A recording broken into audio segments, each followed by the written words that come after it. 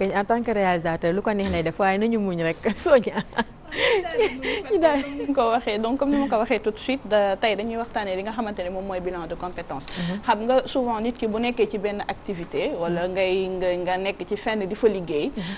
boo tollee ba benn moment war nga mën a def li nga xamante ne moom mooy bilan de compétence pour xool ndax exactement ci li nga nekk mu ngi répondre ak li nga xamante ne moom mooy sa ay objectif wala nga xool ci li nga nekk est-ce que ça te permet pas réellement d'atteindre li nga xamante ne moom mooy say objectif de vie par côté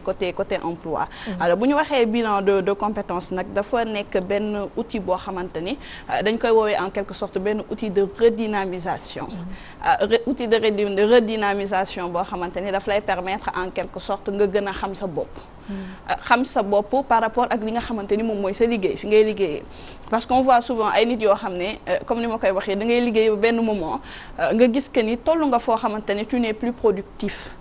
bu dee góor productive aussi bu fekkee jigéen donc dans ce cas-là il est toujours bon nga def un petit recul pour voir exactement qu'est-ce qui ne va pas réellement donc ci bilan de compétence sax ci ñi koy jàngale dañu naan ñi nga xamante ni dañ ko war a def bokk na ci ñi nga xamante ni dañu am li nga xamante ni moom mooy des CDI parce que bu ñu waxee CDI mooy benn contrat à durée indéterminée il faut souligner aussi que la durée indéterminée peut être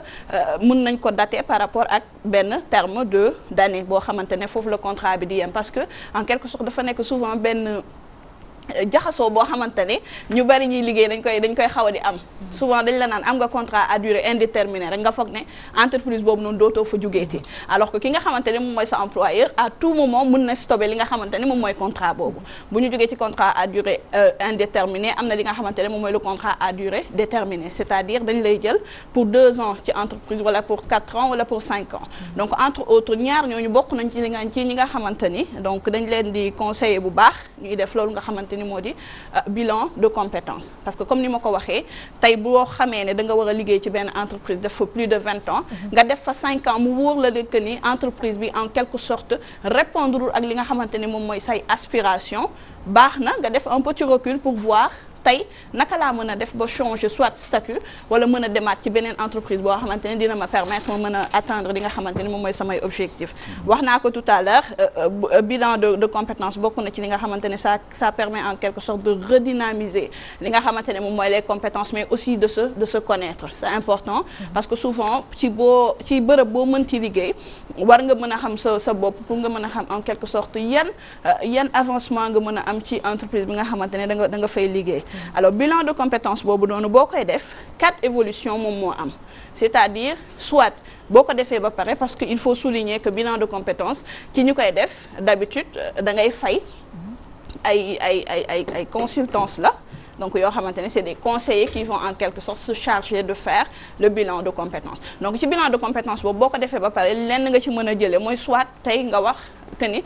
soit dama xamul woon réellement sama poste mais à travers li nga xamante ni moom mooy étude bilan de compétence bi xam naa sama poste et foofu premier axe bi li muy nekk mooy ce que l'on appelle la continuité mu amaat ci beneen boo xamante ni c'est l'évolution c'est-à-dire tey dama nekk ci poste bi et peut-être que d'ici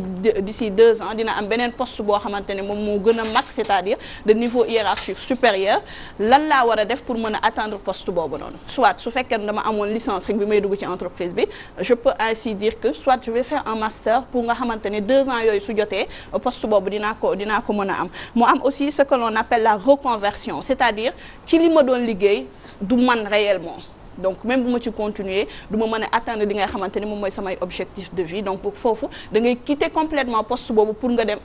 wutiwaat li nga xamante ni moom mooy beneen poste liggéey boo xamante ne dina conforme ak li nga xamante ni moom mooy say personnalité ak sa aspiration wala le transfert c'est-à-dire damay liggéey ci entreprise bi mais entreprise bi ci boppam ay valeur am répondretul ak li nga xamante ni moom mooy sama ay bëgg-bëgg donc poste bi neex na ma mais damay quitter entreprise boobu pour dem ci beneen entreprise entre autres bilan compétence nekk loo xamante ni dafa baax ci kenn ku nekk comme ni ma koy waxee ci domaine boo mënti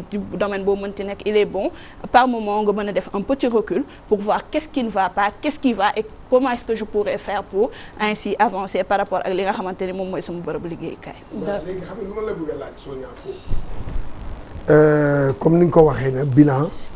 de compétence loolu dafa am solo. waaye socialement. est-ce que c'est facile ici au Sénégal de le faire socialement je m'explique un peu da ngay gis koo xam ne mu ngi nekk ci benn entreprise li muy liggéey du moom da koy liggéey malgré lui utum xëy moo taxoon léegi mu bëgg a moom bu tax mu ne non man daal vraiment li ma nekk leneen mais xam nga loolu pour nga dem jàngi ko ça va demander du temps est-ce que socialement diñ ko mën a attan defe naa ne ñu bare ñu ngi toog seen maanaam ci liggéey boo xam ne bëgguñu ko mais malgré eux dégg nga man je pense que aujourd'hui il y a ce phénomène là loolu man lii def naa mu ngi valable ci tubaab yi ak ci les pays développés parfaitement waaw parce que ñun ñii dégg nga sous-développé nga xam ne kii bu amee benn xëy y a des gens yoo xam ne salaire bi ñuy percevoir ci seen liggéey neexu leen de ñàkk pexe rek parce que mun ñu ko fa bàyyi waaw de waa dem di wuti te puis pour nga am xëy problème la qui te dit que man mii man maa ngi nekk journaliste waaye daal man daal avocat daal moo ma gënal quoi man daal xaaral ma génn ci journalisme bi dem mais qui te dit que yow foofu nga jëm tamit est-ce que lan moo lay garanti que foofu tamit mun nga fa am kii waa am liggéey. parfaitement coach fenn rek laa dul d'accord ak yow. fi nga nekk pour la première fois tu n'es pas d'accord avec moi. voilà pour la première et c'est grave. c'est grave alors voilà c'est-à-dire boo waxee que ni bilan de compétences fi mu valable mooy ci les pays européens. moi je dirais les pays développés. Wow. moi je dirais que non parce que je connais pas mal de personnes yoo xamante ne tey soit ñii ci banque lañ nekkoon wala ñii ci entreprise lañ nekkoon mais dem nañ ba benn moment xam nañu que ni loolu du seen vocation réelle alors ci ñu ci bari ci li ñu nga xamante ne dañ ko def c'est-à-dire dañoo entreprendre ci seen liggéeyu bopp c'est-à-dire ils ont osé quitter leur travail pour créer seen emploi ñoom kese comme ni ñu koy waxee aussi am na ci ñoo xamante ne comme côté évolution comme je l'ai dit tout à l'heure tey jii bilan de compétence ci ni ma ko waxee ci 4 axes yi nga xamante ni daf ko am évolution daf ci bokk mooy maanaam maa ngi ci poste bii nii d'ici 2 ans ci sama biir entreprise dina ci am benn poste boo xamante ni donc dafay nekk de niveau hiérarchique supérieur damay dem def ci sama formation pour mën a dem atteindre loolu nga xamante ni moom mooy poste boobu et on voit beaucoup de gens yoo xamante ni dañ koy def comme ni nga ko waxee ci pays européens yi peut-être que foofu développé na fa bu baax parce que foofu am na lu ñuy woowee le DIF c'est-à-dire le droit individuel de la formation c'est-à-dire ci biir entreprise yi ngay nekk boo demee ba nga xamante ni da nga bëgg a def li nga xamante ne moom mooy le développement des compétences entreprise bi dina la ko fayal ba nga xamante ne di nga mën a dem def ci sa formation fii au Sénégal am na fi beaucoup d'entreprises font ce que l'on appelle les formations continues à travers le développement des compétences et foofu d'habitude le hic mooy que entreprise yi duñu miser ak li nga xamante ni moom mooy sa ay bénéfices personnels mais ñoom ci seen ay bénéfices dañuy xalaat c'est-à-dire que là bu ñuy def li nga xamante ne moom mooy les FC les formations continues ci li ñu koy faral di accès mooy ci les besoins yi nga xamante ne dina mën a pousser l'entreprise au niveau supérieur mais pas ak li nga xamante ne moom mooy sa ay motivation personnelle mais comme je dis xam nga tey ku liggéey 5 ans ci biir entreprise wala ku liggéey 3 ans ci benn entreprise war nga mën a am benn fonds boo xamante ne tey dina la mën a permettre nga fay sa consultance pour nga mën a dem attendre li nga xamante ni moom mooy beneen liggéey et quoi que l'on puisse dire ku liggéey 5 ans ci entreprise wala 4 ans am nga li nga xamante ni moom mooy carnet d'adresse parce que déjà tu as un CV riche et que tey bu fekkee ne da nga bëgg a def leneen d'habitude du xaw a metti parce qu'on le voit souvent ci offre d'emploi yi ci bari yi am dañuy naan avec une expérience de 5 ans wala de 4 ans et donc pour dire que les bénéficiaires d'habitude dafay nekk ci ñi nga xamante ni ñoom ñoo doon liggéey ci biir entreprise bi et ainsi ñooñu bu ñu defee seen bilan de compétences ba pare bu ñu gisee poste boobu mu intéressé leen bu ñu postuler ils ont à peu près 85% de chance yoo xamante ne dinañ leen mën a jël ci entreprise bi ñu liggéey. c'est vrai Sonia mais dafa am lenn loo xamante ni tamit man dama ko seetlu. mooy dafa am yenn entreprise yoo xamante ni dañuy def carrément li nga xamante ni mooy lavage de cerveau je m'explique des fois dafa am loo xamante yow moom ngay jàng moo nekk ci yow. moom nga bëgg daal di exploiter mais nga dem ci benn entreprise fekk ñoom waruñu profil boobu noonu leneen lañ doon wër. mais am na ci ñoo xam ne gis nañ la par exemple le recruteur gis na la. neex nga ko surtout ci côté jigéen ñi rafet nga et tout. moom coûte que coûte na la daal di jël daf lay defal lavage de cerveau boo xamante yow li nga jàngoon da lay obligé nga bàyyi ko complètement daal di concentré wu ci li nga xamante ni moom la daal di bëgg des fois aussi entreprise yi dañuy am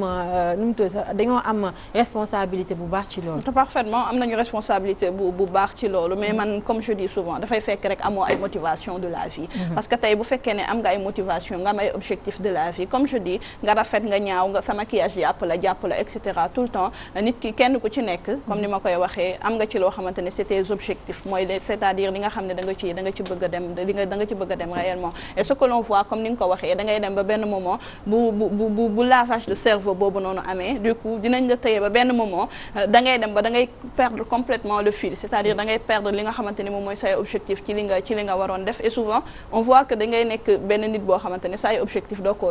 atteindre réellement moo tax comme je dis il est souvent bon comme ni mu amee ci li nga xamante ne c'est les employés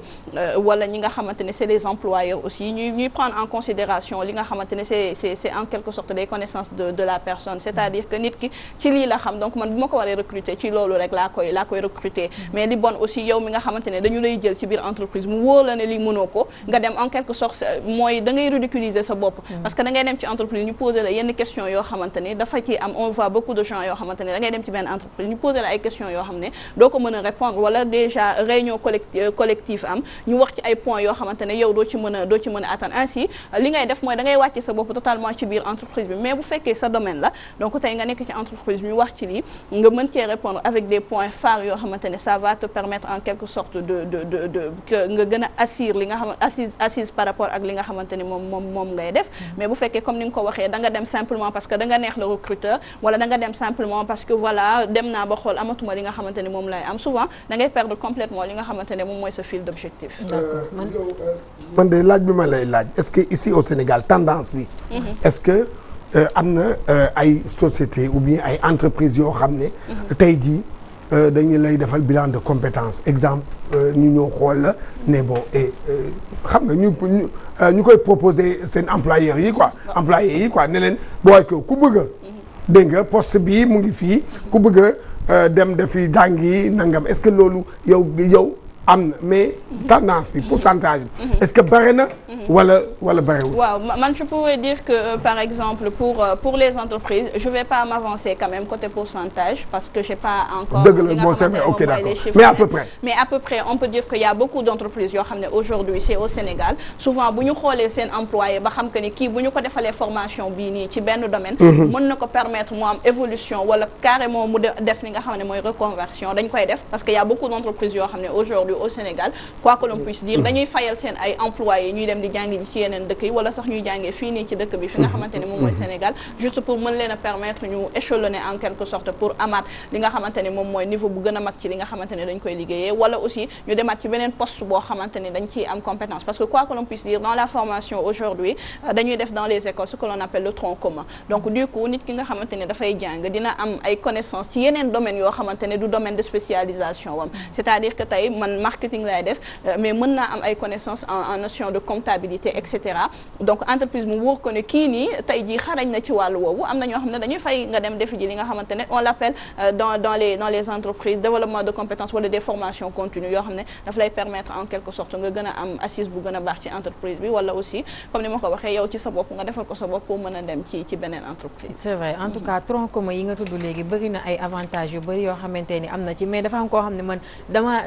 gisoon naa koo xam ne directeur des programmes lañ ko joxoon mu dem ba xam ne mënatul mu daal di koy delloo moom tamit def na li nga xam ne mooy bilan de compétence. parfaitement te mu nekk exemple bu palpable je pense que ñun xam nañ ko ci plateau. maa xam sa bopp lu ma mën naa man ngay waxal. waaw nit day xam boppam damaa wax rek moom mu daal di ko jël. am na ci solo alors Sonia waxtaan bi am na solo trop.